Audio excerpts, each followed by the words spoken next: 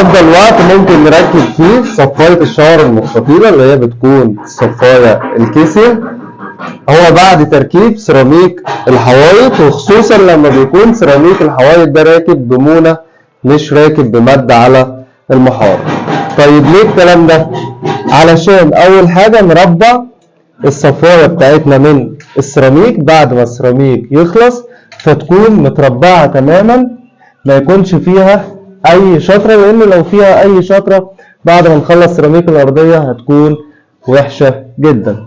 طبعا بنربع من الوش اللي قريب من الصفايه، وبرده احنا هنا ظابطين تربيعه الحمام، يعني لو ربعنا من الجنب التاني البعيد هنلاقي برده التربيعه مظبوطه. هنربعها من الجنب التاني اهو جايبه معانا 148.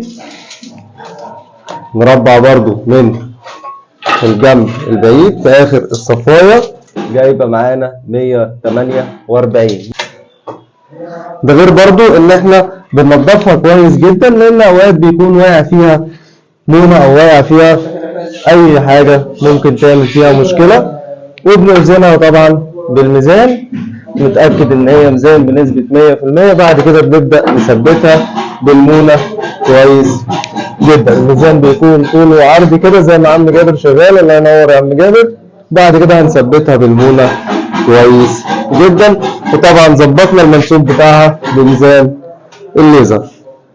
كل البلاعات اللي بتكون عندنا في الشقه بننضفها كويس جدا قبل ما نعمل سيراميك الارضيات، لان وارد يكون نزل فيها اي حاجه تسدها. فقبل ما نشتغل في سيراميك الارضيات لازم ننضف كل البلاعات كويس جدا.